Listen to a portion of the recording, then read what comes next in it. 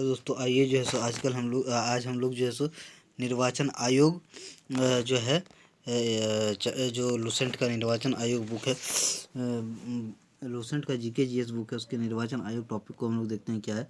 Sorry, मैं कुछ हड़बड़ी में बोल देता हूँ, तो इसके लिए देखिए निर्वाचन आयोग का संविधान के भाग 15 के अनुच्छेद 324 से 329 में निर्वाचन से संबंधित उपबंध दिया गया है। भारत निर्वाचन आयोग की स्थापना 25 जनवरी 1950 को हुई थी।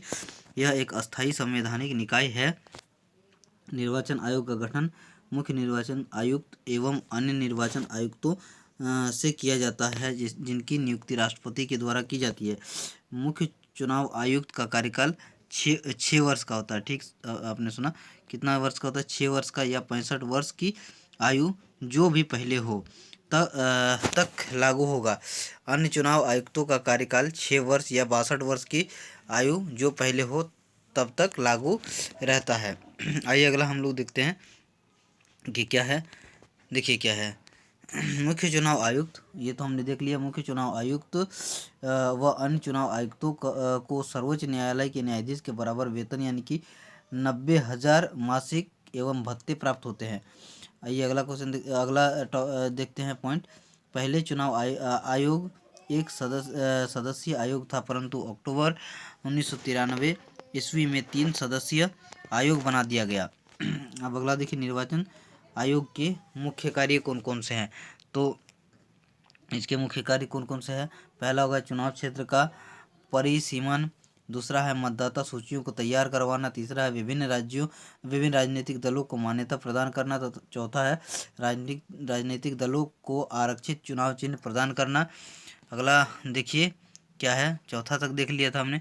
पांचवा क्या है कि चुनाव करवाना। छठा क्या, राजनीतिक दलों के लिए आचार संहिता तैयार करवाना। निर्वाचन आयोग की स्वतंत्रता के लिए संवैधानिक प्रावधान, क्या क्या संवैधानिक प्रावधान है ये भी देख लेते हैं। निर्वाचन आयोग एक संवैधानिक संस्था है, अर्थात इसका निर्माण संविधान ने किया है। दूसरा, मुख्य चुनाव आयुक्त एवं अन्य चुनाव आयुक्त की नियुक्ति राष्ट्रपति करते हैं। तीसरा है मुख्य चुनाव आयुक्त को महाभियोग जैसी प्रक्रिया से ही हटाया जा सकता है।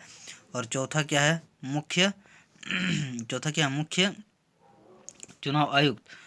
चुनाव आयुक्त का दर्जा सर्वोच्च न्यायालय के मुख्य न्यायाधीश के समान ही है। पांचवा है, नियुक्ति के पश्चात मुख्य चुनाव आयुक्त एवं अन्य चुनाव आयुक्तों की सेवा शर्तों में कोई अलाभकारी परिवर्तन नहीं किया जा सकता है। छठा में है, मुख्य चुनाव आयुक्त एवं अन्य चुनाव आयुक्तों का वेतन भारत की संचित निधि में से दिया जाता है। ठीक है, अगला हम लोग देखेंगे क्या है, ईवीएम के बारे में हम लोग अगला हम लोग देखेंगे। तो क्या है देख लीजिएगा, क्या है, केरल के पारूर विधानसभा के 50 बूथ पर इलेक्ट्रॉनिक वोटिंग मशीन, जिसको कि ईवीएम कहते हैं, का प्रयोग पहली बार मई 1982 में किया गया। नवंबर 1998 में मध्य प्रदेश के 5, राजस्थान के 5 एवं दिल्ली के 6 विधानसभाओं के चुनाव में बड़े पैमाने पर ईवीएम का प्रयोग किया गया। ईवीएम का प्रयोग करके 1999 में पूरा चुनाव कराने वाला प्रथम राज्य कौन सा था? गोवा है। ईवीएम का प्रयोग करके पहली बार 2004 में संपूर्ण आम चुनाव कराया गया था। उसके बाद 2009 से आम चुनाव एवं सभी विधानसभाओं को चुनाव में ईवीएम का प्रयोग होने लगा। ईवीएम की विश्वसनीयता कायम रखने के लिए वीवीपैट यानी voter verifiable paper audit trail, ठीक है, मशीन की मदद ली जा रही है। वीवीपैट जो है, देखिए क्या है, यहाँ देखिएगा, वीवीपैट व्यवस्था के तहत वोट डालने के तुरंत बाद कागज की पर्ची बनती है। इस पर जिस उम्मीदवार को वोट दिया गया है उसका नाम एवं चुनाव चिन्ह छपा होता है। सबसे पहले इसका इस्तेमाल नागालैंड के चुनाव में 2013 में हुआ। नोट में देखिए, भारत इलेक्ट्रॉनिक्स लिमिटेड और इलेक्ट्रॉनिक्स कॉरपोरेशन इंडिया लिमिटेड ने वीवीपैट मशीन को 2013 में बनाई। राष्ट्रीय दल का दर्जा हासिल करने के लिए आवश्यक शर्तें क्या है, इसको अब हम लोग देखेंगे।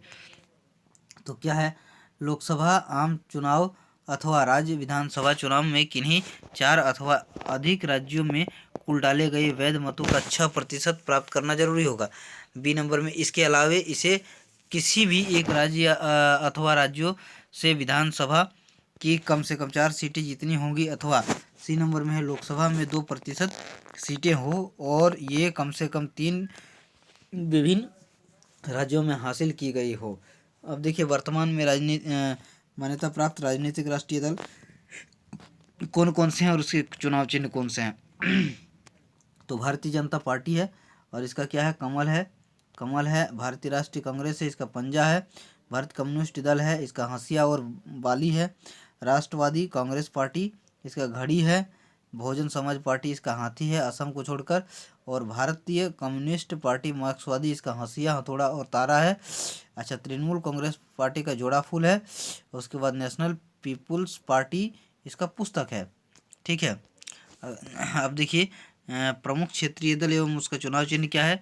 तो प्रमुख क्षेत्रीय दल हो गया तेलुगु देशम हो गया, इसका साइकिल चुनाव चिन्ह है। आंध्र प्रदेश का है समाजवादी पार्टी, साइकिल चिन्ह है इसका। उत्तर प्रदेश है असम गण परिषद, हाथी है इसका, असम में है। अच्छा, झारखंड मुक्ति मोर्चा तीर कमान है, इसका झारखंड में है।